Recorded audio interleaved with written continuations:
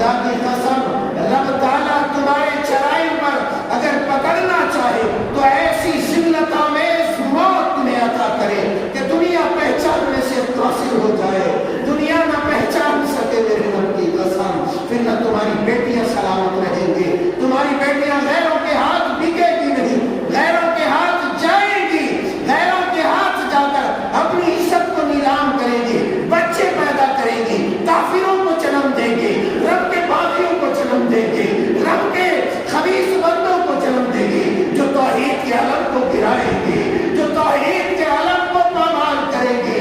ایسی نسلیں جنم دیں گی. تو میرے یاروں، میرے پیاروں، میری ماں، میرے بہنوں، میرے بزرگوں، یہ بڑا نازک وقت ہے. خدا کی قسم یہ بڑا نازک وقت ہے، سمجھنے کا موقع ہے.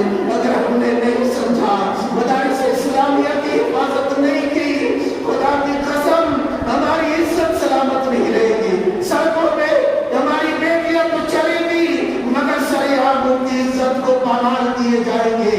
آج میں دیکھتا ہوں سڑکوں پہ بیٹیاں چلتی ہے مگر غیر نہیں، اپنے بچے اور مسلمان بیٹیوں کو چھیڑتے ہیں، اپنے بچے آواز کستے ہیں.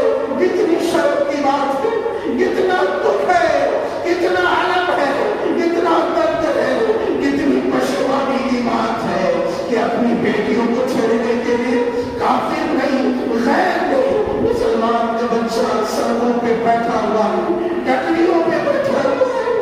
کتنی دردناک بات ہے. کیوں ایسا ہوا؟ خدا کی قسم قرآن سے دوری کی وجہ سے ہوا. قرآن کو رسم مت سمجھو، قرآن کو سیکھو، اپنے بچوں کو قرآن کی تعلیم دو، نبی کا پیغام دو تاکہ تمہارے بچوں کی آنکھیں حیادار بن سکیں، تمہارے بچے حیا والے بن سکیں، موبائلوں میں بے حیائی دیکھ کر کے اسی طرح سے عام نہ کرے. خدا کی قسم تم منہ چھپانے کے قابل نہیں رہو گے. اس لیے مسجد ہے، مکتب چلاؤ، مکتب چلاؤ، قرآن کی تعلیم دو. بچے مکتب میں ذرا ترقی پا جائے، مدرسوں میں داخل کرو اور مدرسوں کا سپورٹ کرو، مدرسوں کو بچاؤ.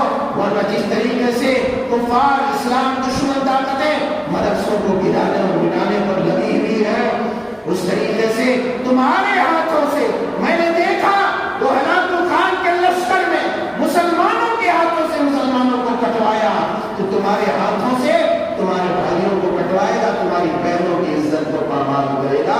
اس دن کے آنے سے پہلے اپنے آپ کو بچاؤ، اپنے آپ کی حفاظت کرنے کی کوشش کرو. اے میرے پیارے بچوں، کالج میں پڑھنے والوں بچوں، کالج میں پڑھنے والے بچوں، ذرا سنبھل کر کے چلو. یہ وقت بڑا خطرناک ہے. اپنی جوانی کو دیوانگی میں تبدیل کر کے اپنے آپ کو تباہ و برباد نہ کرو. مدارس کا رخ کرو. مدارس میں اب الحمدللہ دونوں تعلیمیں ہوتی ہے. ہمارے پاس بھی اللہ کا فضل ہے، ہم انگلش بھی پڑھاتے ہیں، دین بھی پڑھاتے ہیں، ایمان بھی سکھاتے ہیں. لہذا ہر طرح سے مدارس اسلامیہ کا سپورٹ کرو.